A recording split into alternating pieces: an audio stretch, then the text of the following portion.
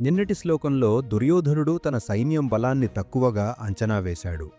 ఈరోజు ఆ లోటును భర్తీ చేయడానికి తన సైనికులకు ఆయన ఇస్తున్న ఆదేశం ఏమిటో చూద్దాం.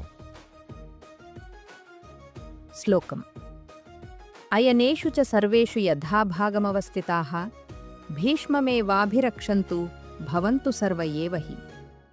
అర్థం: కాబట్టి మీరు మీ స్థానాల్లో నిలబడి అందరూ కలిసి భీష్మ పితామహుడిని కాపాడండి. దుర్యోధనుడికి తెలుసు భీష్ముడు పడిపోతే కౌరవ సైన్యం కూలిపోతుందని. అందుకే తన సైన్యాన్ని అంతా ఏకమై భీష్ముడికి అండగా ఉండమంటున్నాడు. దుర్యోధనుడి మాటలకు భీష్ముడు ఎలా స్పందించాడు? యుద్ధం ఎలా మొదలైంది? రేపటి శ్లోకంలో చూద్దాం.